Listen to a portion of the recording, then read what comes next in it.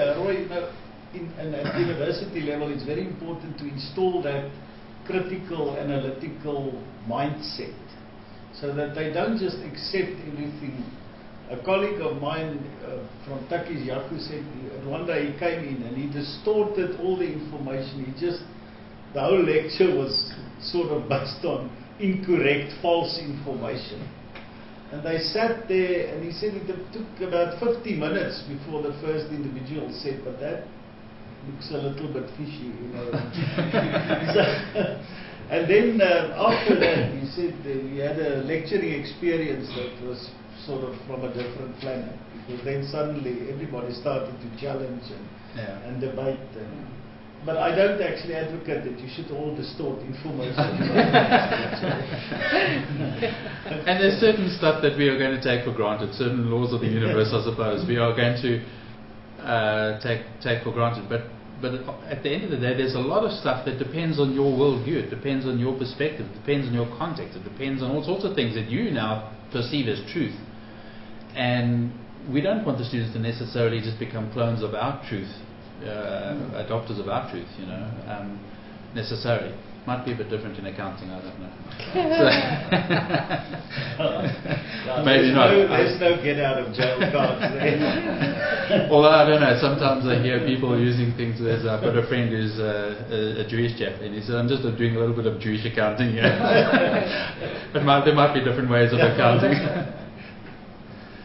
I do think, although HP said he saw this in the context of a Coca-Cola book or something, I saw it in a different context.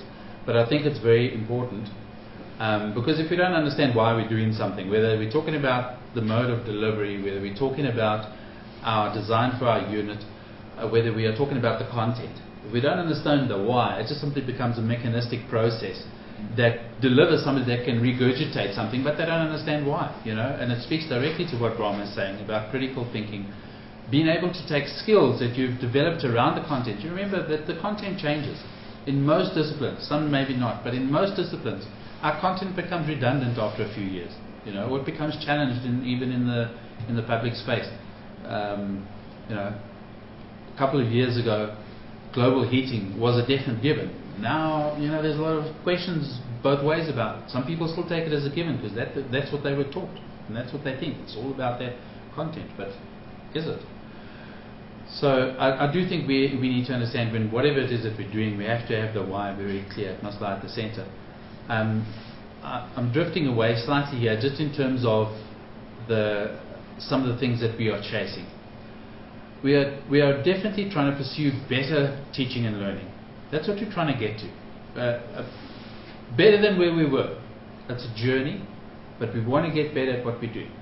And in our interpretation of how we get there, those are three ways in which we can do this at least. Is we want to move from the didactic to the interactive.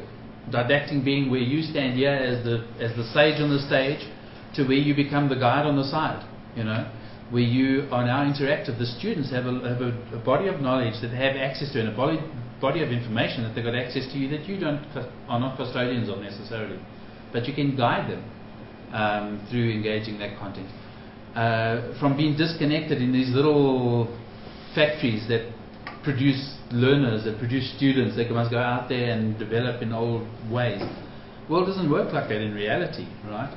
So we need to move into a real world connected type of a space. I just want to link on to what you're saying, and you're right, the academic world isn't a different realm from the real world. I start many of my classes, I ask them, what did you pick up in the media during the last week about the IT environment? What's hot, which shares actually went up, what major mergers were announced, and in the beginning, I could see they weren't really paying attention to anything in the real world and in the academic world either. But now nowadays when I use this opening line, I've always got a few hands coming up and say, well, this was quite interesting, this happened, Yahoo was taken over, so and that's something you must actually just nurture, you must actually promote it. And you will get some buy-in. I've experienced it now year after year, that by week 12 I will have sort of many hands going up and I sort of just know what's in the news. So, but I think, and I really like that slide because of excellence. You know, in 1980, Roy, before you were born, Peterson Waterman published In Search of Excellence. And academic excellence is still the only variable that separates one university from another. But if you can actually connect it to the real world, you've actually gone a long way. Because we're not a different academic planet. It's important to have frames and checklists in your mind. In the end, you must be able to connect it to what's going on outside of the lecture theatre. Thanks, Bram. That's useful contribution. And on that last one, going from the instructional to the discovery, that's just where the intrigue comes in. That's where the you know, I don't know if you can recall when you were at university ever having a lecturer or a lecture or something that got you so involved that impacted where you are now. You know, because, you know, why did you choose this discipline rather than that one? In your first year you had various options, or this particular specialization, etc. We need to engage our students. We want them to emotionally attach to a course that's going to steer their life, you know. And that's not going to happen if all we do is we stand and instruct them on things. It's good. It's you know, that can happen. You can have a brilliant orator, or you can have somebody that's just got the gift of being able to speak and inspire and get people on that track. But for the majority of us, it's probably not going to come that way. It's probably going to come through us carefully thinking about what are we going to position in front of the students and how are we going to do that and how's it going to develop the interest and the intrigue. And that speaks to a discovery process. And if I can just share this slide then as well. Really this means that we have to challenge ourselves on a lot of fronts. This is now speaking to when we think about our design, not to just be guided by the instructional framework, not just to, although they give you a structured process, you know, people always want a template to fill out, a student guide or something like that, a unit guide. And to me that's the wrong way to approach it, because we need to know what is it that we want to accomplish before we start thinking, okay, this step before that step or whatever the case is. But we do need to challenge ourselves on those areas. You know, when does an activity come and how long should that activity be, and what is the place, what is the mode, all those kind of things. Bram spoke about the importance of assessment just now. You know that assessment is not only just measuring did you learn, and assessment is an instruction as well. Right? I don't know about you, but I certainly learn a lot through an assessment. And so, you know, if all of our assessments are just little mundane exercises of ticking quiz boxes or whatever the case is, there's not necessarily thought gone into how do I make this instructional as much as an assessment. And so it's requiring, it's asking a lot, you know, and we're not going to hit 100% on every one of these issues. But we do want to say, you know what, this is not the norm. We are trying to pursue this excellence. We are trying to find a better way to engage our students. And again, this is underpinned by our approach to teaching and learning, which is saying, well, let's use and leverage what we can. As if you go and watch that video of Prof. Lowe's, he starts off by saying, people are asking what's different in a world where everything is different, okay, and or something along those lines. And the world is constantly in flux and change, and it's changing rapidly. So how do we respond? And that's the question when it comes to our design. Now you may or may not be the person that's delivering this content, but at the end of the day, you're going to be the guy that is directing the delivery and steering the delivery when you're developing the content, because you're not simply deciding what series of facts are most important. You're deciding and working on what is the experiential journey going to be of the student as they engage with the discipline, if that makes sense. Okay, that's all that I really want to show you on the slide. This is a kind of we've spoken about pre-class, in-class, and post-class. You can, instead of thinking of our classroom as our week or our lecture as just a lecture, how do we think of them as connected, right?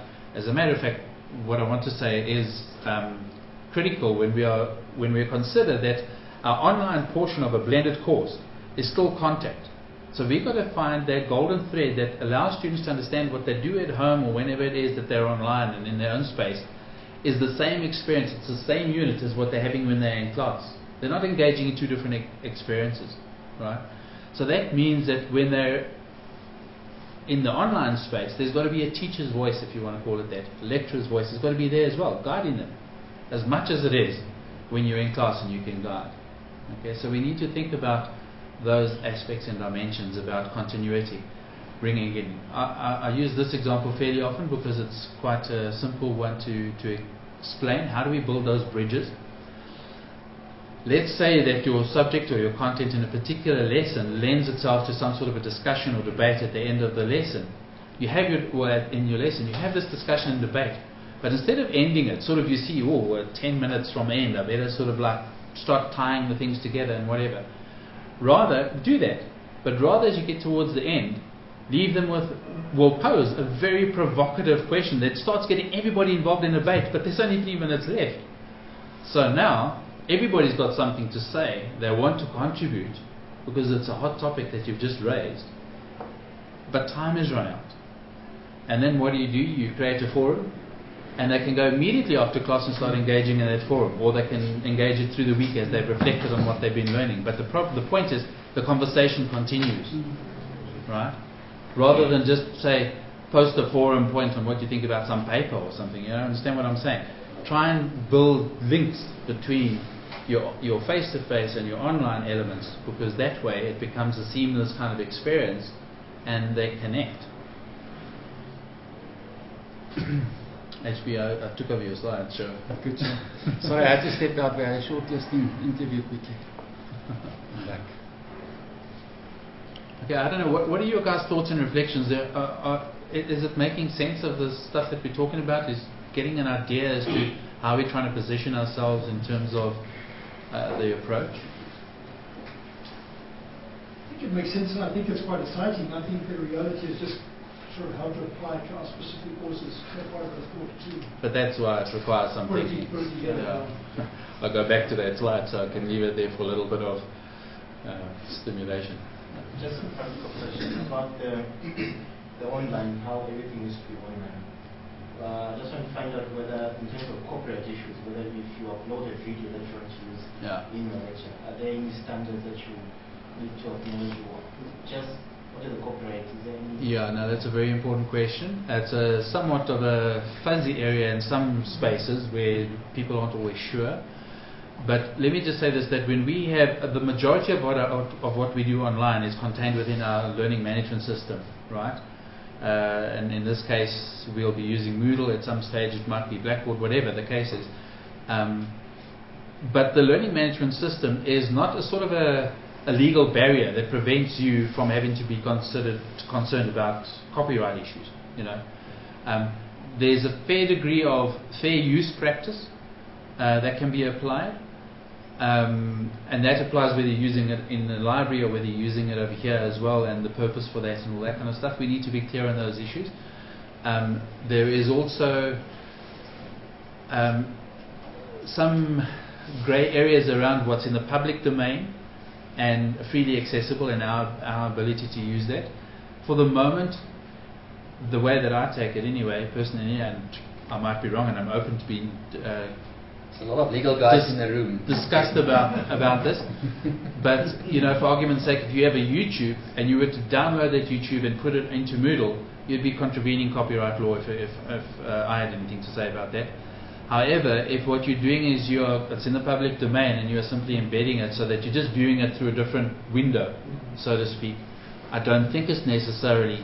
But there's still credit that has to be given, because what you're doing is you're using public content to generate money from. You're selling a course, so that starts becoming your core content.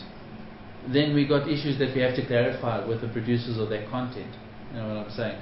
So it's definitely something that I think you must engage with a bit of reading and discussion with your department and with the library and with other people that can speak to it. We certainly don't have the right just to copy and paste content in and make it our own.